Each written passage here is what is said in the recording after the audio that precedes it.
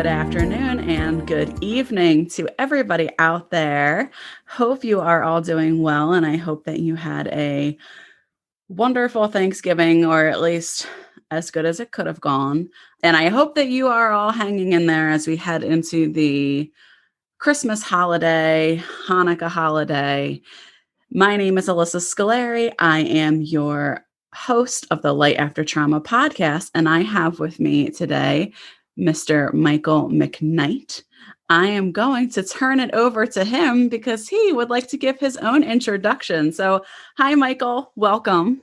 Hey, thanks for inviting me, and excited to be here. Just a little bit about my background. I started out as a classroom teacher for what our system calls emotionally disturbed or emotionally troubled students. I taught adolescents, mostly removed from regular schools, for behavioral and discipline issues. I did that in 3 states. I was a classroom teacher for 13 years. And then I became an administrator at Atlantic County Special Services School District. And for 10 years, or a little bit over 10 years, actually, I helped run the program for emotionally troubled kids ages 5 to 21, removed from schools, mostly in Atlantic County, but sometimes in counties around Atlantic County. So it is those young people that I give credit for driving my learning. And they continue to drive my learning today. I currently work for the New Jersey Department of Education in the Cape May County office, where I serve as kind of a middleman between Trenton and the school districts, all the school districts in Cape May County.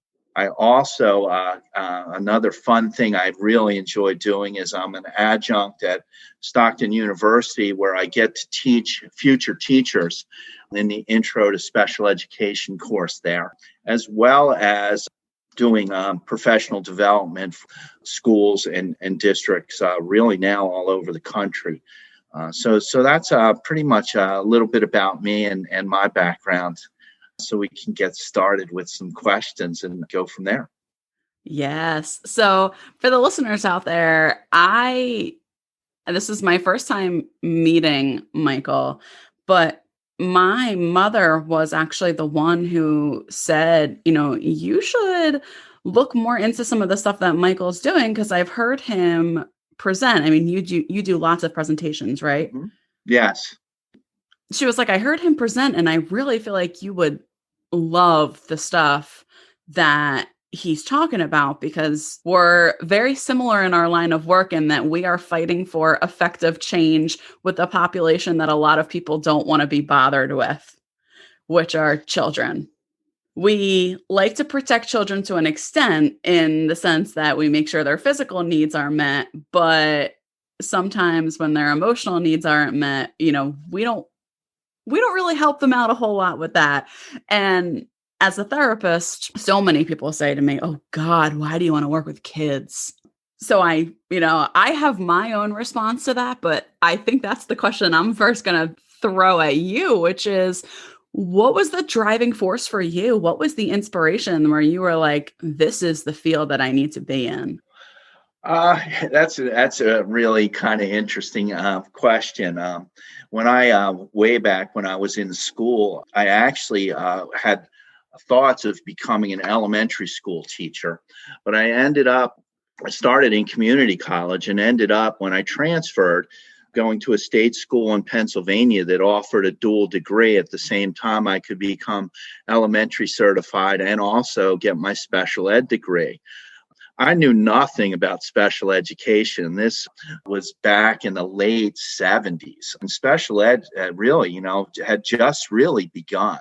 I was going to say, they probably didn't know much about special ed. No, I mean, it was pretty, and at the time, I didn't even realize it was a new field, but you know how that goes. So really what took me was quite accidental. I did my student teaching, and my elementary student teaching was in kindergarten. And I had never really been around real little ones. And it actually, I remember even like today, to this day, driving home going, oh my God, what did I do? I just made the biggest mistake of my life. I can't do this. The little guys were all over the place. I couldn't get them to line up. I had no idea what I was doing. And the second half of my student teaching was with adolescent troubled kids. And I just have always related to adolescents. I love the age group. And I think of adolescents, their gift to the world is, I see it as a gift of fire. They're just really always just alive in a nice sense, in a great sense, sometimes almost too much. But so I always gravitated to that and ended up really picking that as my first attempt at trying to teach them. I must tell you, though, the first 2 years of trying to teach adolescents labeled emotionally disturbed, and it was working in Pennsylvania in intermediate units at the time. And my first 2 years were just literally a nightmare. Very difficult. I had no idea what I was really getting myself into, and really no idea what was underneath all the behavior I was looking at. So certainly, that difficulty still drives my wanting to share with teachers, because I know how stressful it can be to try to manage a room full of young people that are carrying in so much stress and trauma that it's very difficult. So they've taught me a lot over the years, and certainly I give them, as well as a few, just really lucky to bump into a few really, really great mentors over the years that also really helped me a lot and were not easy to find. A couple of those people I'd just like to mention. Dr. Larry Brentro, from the Reclaiming Youth Institute. Larry's probably now, in his early 80s, still puts out excellent work and materials about working with really difficult, troubled children. Dr. Nicholas Long from the Life Space Crisis Institute, also a mentor of mine, that really began to help me see underneath the surface behavior of kids that are carrying in what we now know is toxic stress and trauma. Yes, it makes me so emotional when I hear you say that you learn so much from adolescence, because that is exactly how I feel about my job as well. When I get people that say, "How could you work with adolescents?" My response usually is, because they teach me how to be alive. I've learned more from my kids, not my biological kids, but the kids that I work with. I call them my kids. I've learned more from them than I wonder if they could ever learn from me. I hear that. So it truly is a gift and an honor to be able to work with children, particularly with adolescents, because they find themselves in this sort of alternate reality of childhood and adulthood that, unless you're in it with them, it's very difficult to understand. So with that being said, this idea of toxic stress, what do you mean by that? And what are some of the things? So I know you said that that's what is underlies some of the negative behaviors, or the unwanted behaviors, I should say. But can you talk a little bit more about the toxic stress? Well, sure. I'll even tell you how and when I learned it. So probably around my fourth year of teaching, I decided to join an organization called Vision Quest and become a teacher for them. Now, back then, Vision Quest was literally running wagon trains with adjudicated adolescents out in Arizona. And my future wife and I went out there and got immersed in not only teaching these young people that were coming right out of jail into a program, but actually getting to live with them.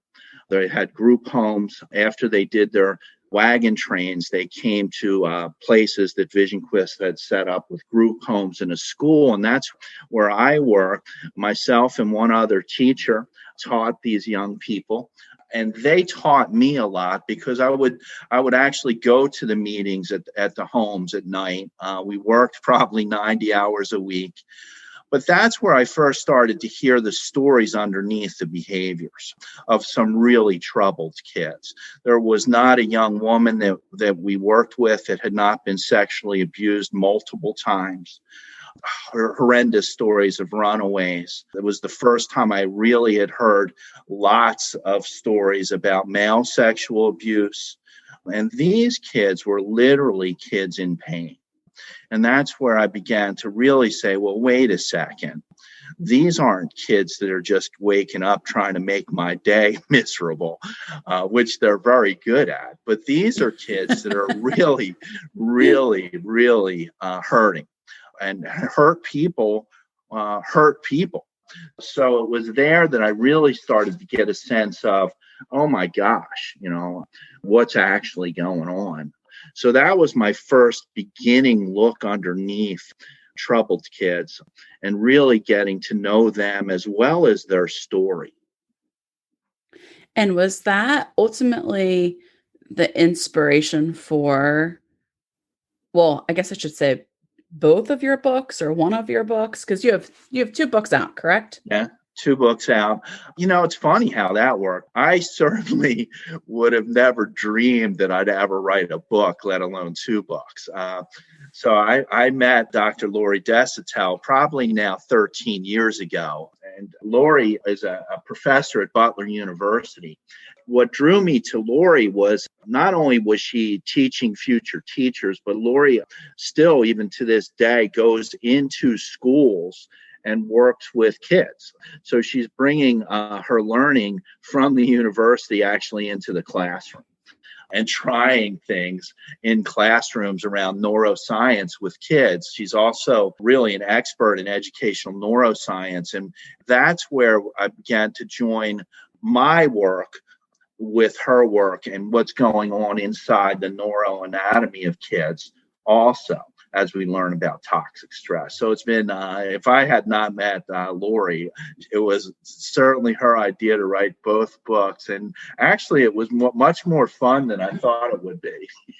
I bet. And I'm such a huge brain nerd.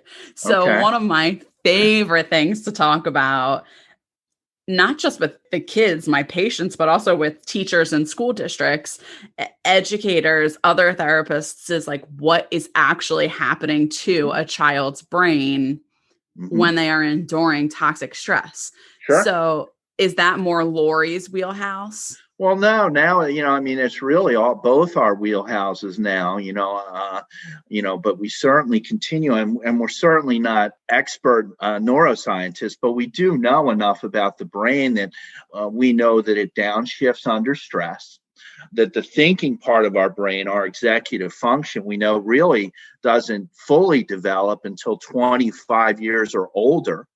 And I always laugh because I always say females a little bit before male brains. Yes. And hard to believe, right? Yep. And really under stress, that cortex, the thinking and part of the brain, the language part of the brain goes offline. And we're down in that amygdala, that fight-flight region of the brain. And words don't work there.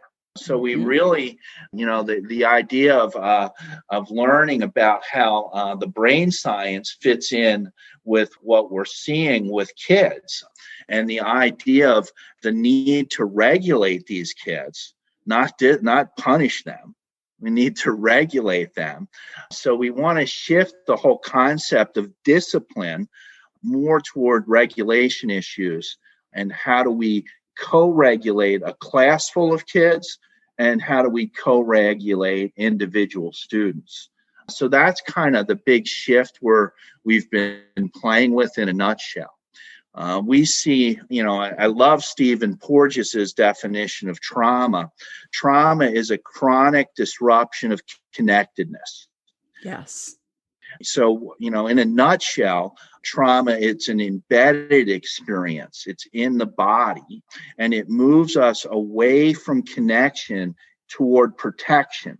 So instead of seeing these kids' behaviors as just atrocious, what we're looking at is young people's protective behaviors. And how do we begin to break through that well-developed wall? For good reasons, they developed that wall. And how do we begin to reach out and make connections with these young people? And that's a lot of what our work really kind of focuses on. And what does that look like in practice?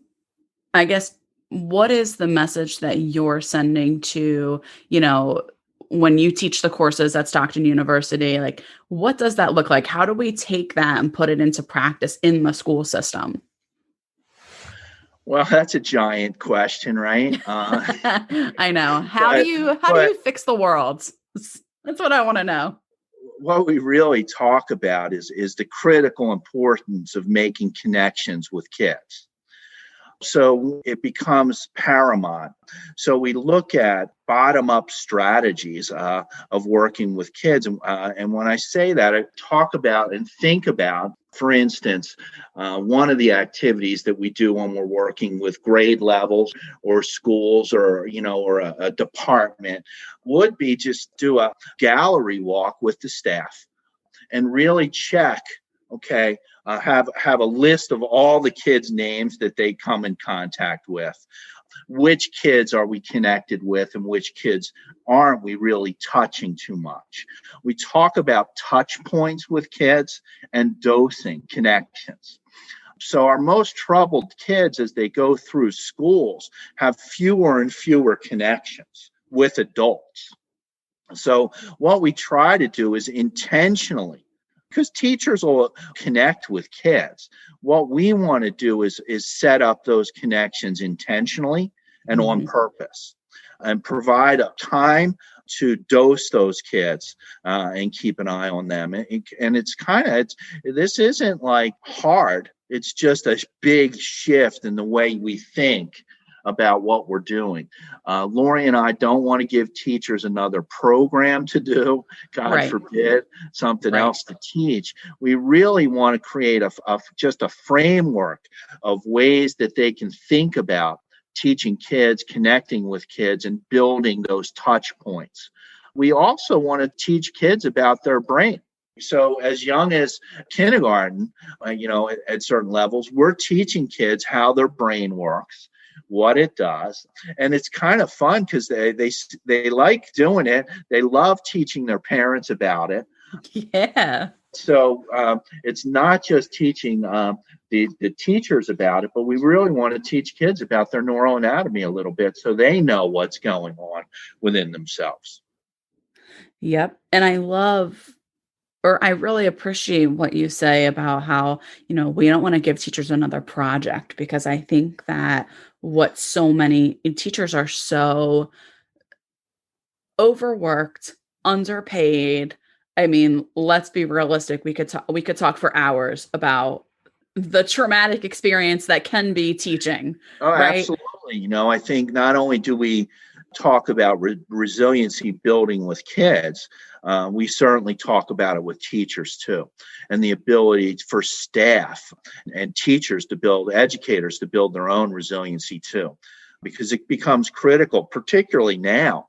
My God, with the stress levels of what this pandemic has created in schools and the uncertainty of what's going on. I mean, the staff really needs a boost and really some self-care kinds of things so they can continue to do the stressful work that they're trying to do. Yeah, right.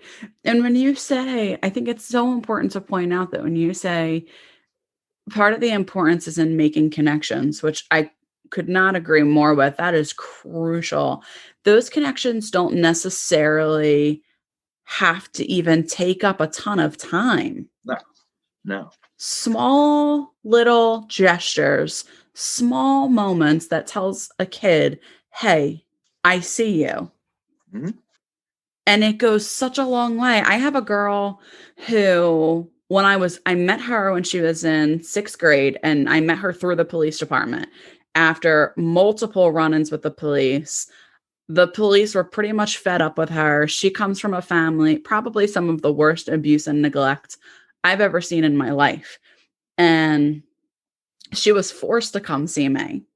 And she fought me tooth and nail the whole time. The whole time. She had to do, I think, 6 sessions with me.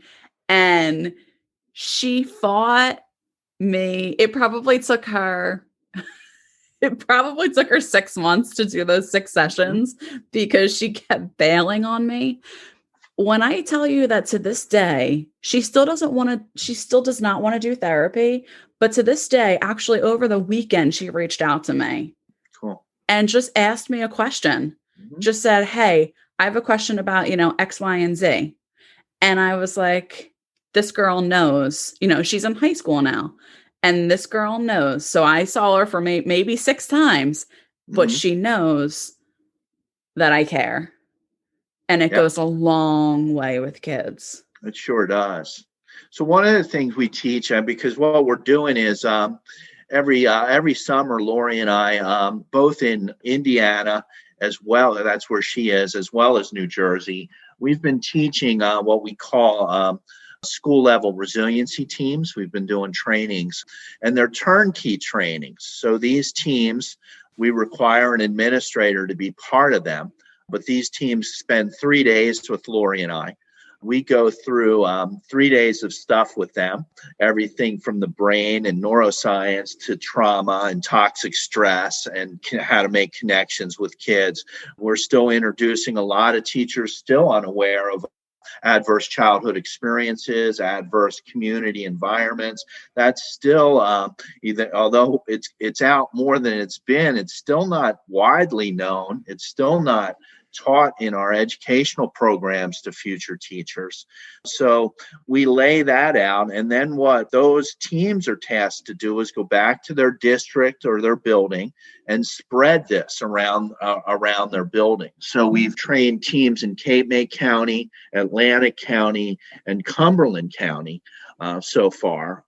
And it's been really at least a way to get even just basic information out there about what's going on with your most troubled kids. We also teach, you were talking about the importance of connections. There's something we share with them. It's called the 2x10 strategy. And it's really simple. You just really said it. For 2 minutes a day, for 10 days in a row, pick one of your kids that you're having trouble connecting with and have a personal conversation with the kid about something the kid's interested in, and then track how that goes. It is about really making and getting to know and listen to those kids.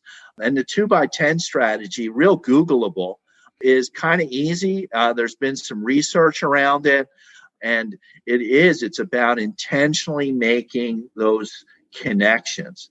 And that's where this work starts. And it really shifts the thinking from what else can we do to punish this kid toward, what can we do to help this kid want to cooperate with us? And that's about connection. We cooperate with people we like. It's Yes. basic, so let's make those connections with kids. Yes. And we cooperate with people who are safe. Yeah, And absolutely. if you come at a child with the same rage that that child's parent has been coming at him or her with, or them, you know, you're not safe because you're No, just like every other adult. absolutely. Now, do you have any recommendations or any thoughts about, because one of the things that I'm noticing in my practice is so many of my kids feel so disconnected on these Zoom classes, online schooling. I mean, they hop on, they turn their cameras off, they go back to bed, and they're like, I don't care. My teacher doesn't even know my name. Well, again, Absolutely. If connection actually, I think, becomes more critical as we're doing remote schooling. Yeah. So how do we infuse some connecting activities as we do remote learning? And part of that is finding developmentally fun things to do with kids online to create that same kind of sense that you would if you were in class with them. So to just drone on and do Zoom meetings in school all day long, which, our recommendation, and some schools are following it. I think some are just trying to do this like we're just doing remote schooling. This is crisis schooling. This isn't just remote schooling. We're doing crisis schooling, and we need to limit some of the time spent on Zoom. But we also need to infuse some things into Zoom that will bring those groups together and allow us to connect. And those activities are easy enough to do. The idea, though, is to shift and know that the brain learns best in a state of relaxed alertness. Mm-hmm.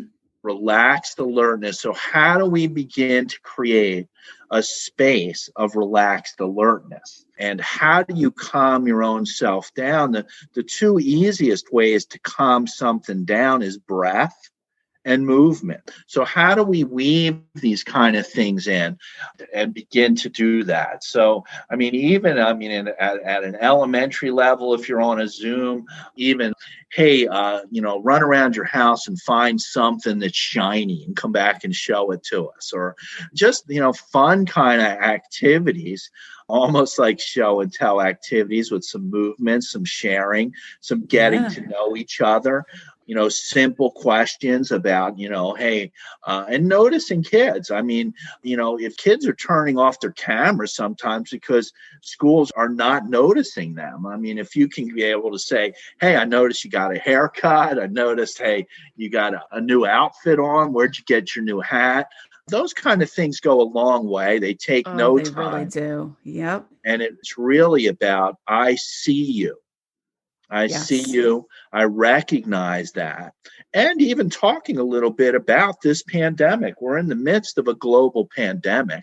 That's not something that's unshareable. I think we need to share that. I think we need to be able to say, hey, that's what causes some people to feel this way, to feel that way. If you're having those feelings, completely normal. We all are. Here's some things we can do to help. Yep. Those kind of things go a long way, and they can be done over Zoom. But the first reality is, hey, we're doing crisis schooling. This isn't just remote learning. And I still think some schools are haven't completely grasped that. I know the Department of Ed hasn't. We're still barreling along like it's a regular school year, doing monitoring, teacher evaluations. It's just And that pressure trickles down. And absolutely. it's so hard because at the end of the day, right now, when we are in a crisis, like you said, it's crisis schooling. And sometimes that math lesson might not get completed. That's right. And it's not going to be the end of the world. And And these it is children aren't going to okay. be behind for the rest of their lives. We really have that kind of busyness is really what I see when adults begin to downshift, when we become stressed. We Yeah. become ultra busy. We pretend that we can do things and that we can't do that make really very little sense. That's adults in their amygdala area, in that stressed area. We get faster and faster rather than slower and slower. And we put out from our end, Lori and I, part of our job is to buffer our children from this stress and to Yeah. buffer us from stress so that we can begin to function in that calm manner where the brain learns best. Yep. Yep. And so one of my favorite activities, and I really do think that there are some cool activities that you can do to get kids participating and in this state of like, relaxed alertness, as you said. And one of my favorite activities that I have seen people do on Zoom with classes is the make a face and then throw it at somebody. And then that person has to mimic the face and then make their own face and then throw it at somebody else. So it forces people to not only pay attention, right? So they're alert because they're like, well, I don't know. When am I going to get called on? Who's going to throw me the face? So everybody's watching each other. And there's an element of silliness and playfulness Mhm. to it. So it relaxes people. It gets people more Mhm. comfortable around each other. And it makes people want to show up and want to be there. Absolutely. That anything fun is a great stress buster, right? Yeah. And when you see the disappearance of fun in children and adults, there's something going on. Yep. It's telling you you really need to stir this up and stop taking ourselves so seriously and have some fun. Young people learn through play. I mean, little kids learn through play. I mean, we are playful, genetically playful animals. If that disappears, that's not a great indication that learning is going on. It's actually the exact opposite. So, I mean, I think weaving that in is important. Other things we really share too is, how do you provide win-win strategies with kids, providing them choices in their assignments is just a way to, again, okay, if you've got a page full of 20 math problems, instead of doing them all, have them pick their favorite 12.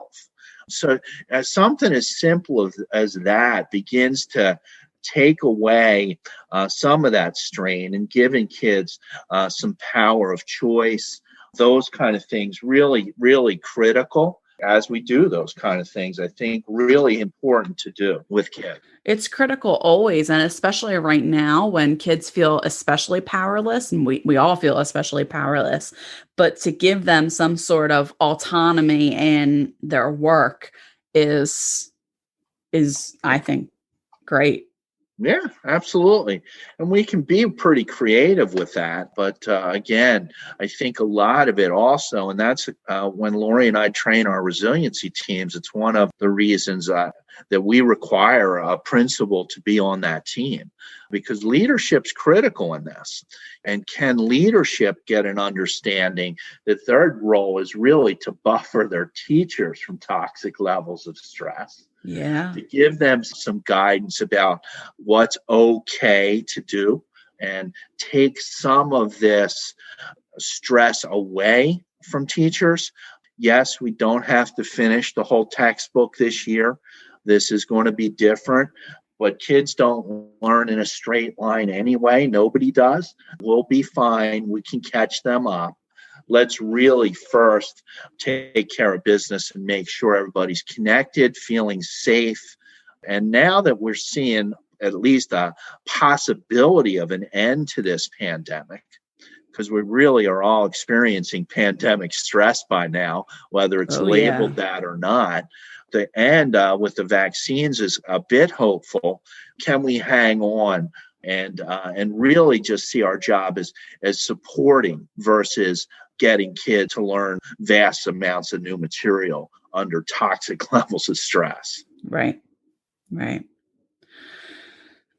The stuff you're talking about is so important, and I love the title of your most recent book, Eyes Are Never Quiet, Okay.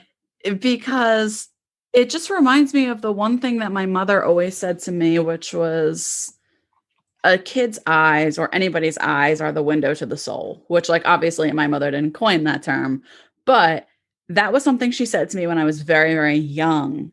And I've always taken that with me. So I guess what I want to ask you is what is sort of the gist of your newest book? Really, the gist of Eyes Are Never Quiet is seeing underneath surface behavior, is really taking a look at what's going on inside these young people and reframing what we're seeing away from discipline toward regulation. All people need to be co-regulated under stress. We will need co-regulation our entire lives. Even as adults, we co-regulate one another when we're in stress. Just think of, the last time you had some stress in your own personal life. I hope you had another adult or a friend you could go to that actually helped with co-regulation. That's so natural. And it's what every mom has tried to do with their babies as they fuss, as they're growing. Human beings need one another to regulate. So part of what we talk about is, as teachers in classrooms full of kids with all different kind of regulation systems. One of the things we talk about is, how do we become a thermostat in that room instead of a thermometer? How do we set our own temperature regardless of what's going on around us, and be able to make really good decisions about what we're seeing with young people? We do a bunch of things with kids. I'll show you one of the things. We teach what we call focused attention practices, which is really, we see teaching needing to do two things. We're like weathermen. I have to be able to calm a group of kids down so that they're ready to learn, or I have to be able to wake them up so that they're ready to learn. And throughout the school day, you can use strategies to do both with groups.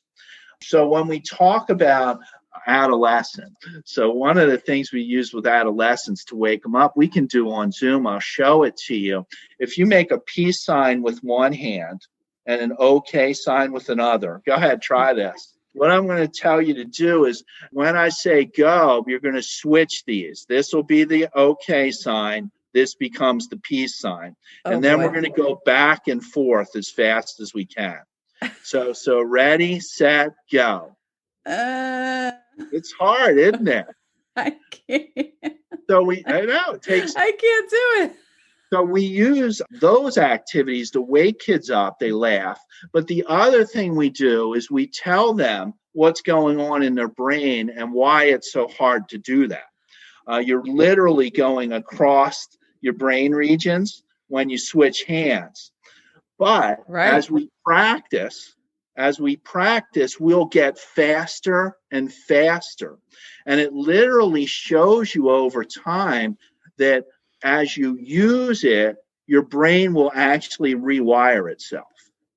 And that's what learning is. It's making those neural connections. So we use activities like this for fun ways to wake kids up, but also to teach them, if you want to become good at something, you've got to do it repeatedly, and over time. So we have tons of those in the back of Eyes Are Never Quiet as waker-uppers. I love it.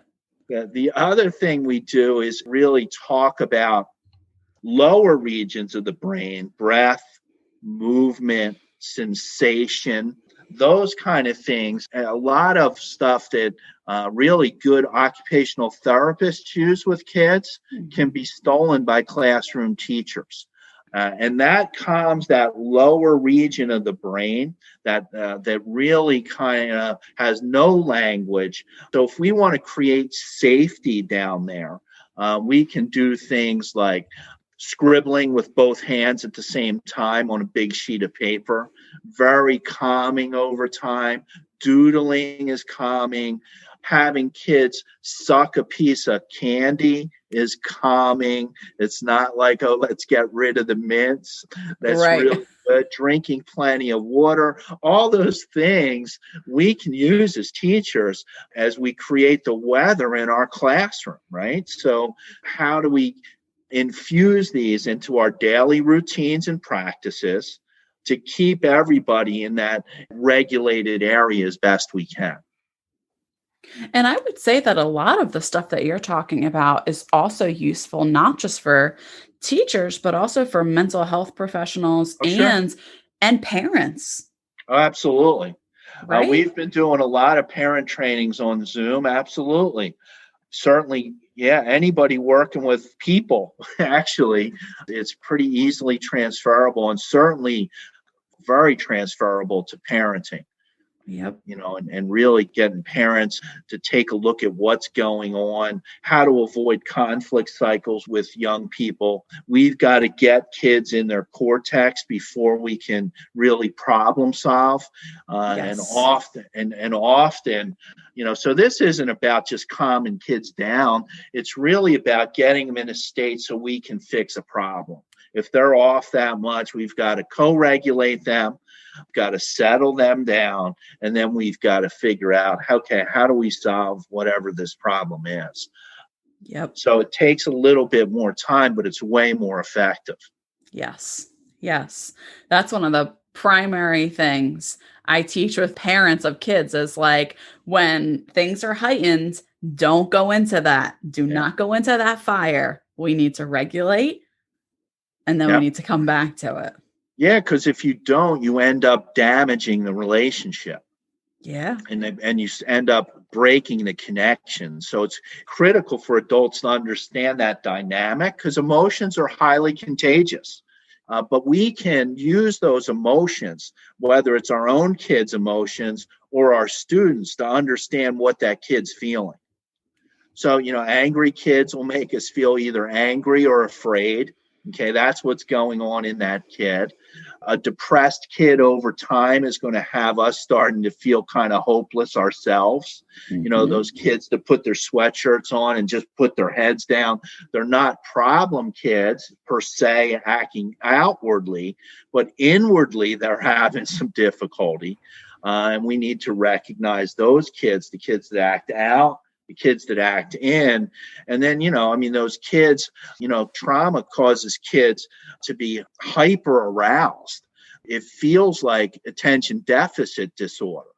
These kids don't have ADHD. Yes. Thank you. They're just Thank all you. over the place because they're in a persistent state of alarm. So how do we calm them down? And Yes. teachers and educators and many, even a lot of people, just don't recognize that.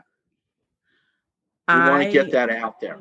yep. I thank you so much for saying that, because that is something that I wholeheartedly believe that we are diagnosing ADHD, and I'm not saying ADHD is not a thing. I'm not No, I'm saying not that. either. But when there is unresolved, underlying trauma and toxic stress, we cannot jump right to this kid has ADHD. We can't do Yep. it. No, but And I we have do. so many people. I even have adults that come in and they're like, I think I have ADHD. And I'm like, but you've been traumatized your whole life and you never learned how to deal with it. And you grew up in an extremely stressful and dysfunctional, toxic household. So Yeah. why do we think it's ADHD? Right.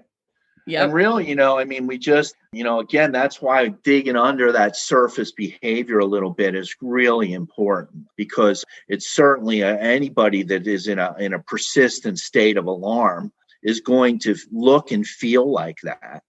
Yes. And yet, that isn't the issue. The issue Yeah. is underneath that. And we have really lots of kids with that.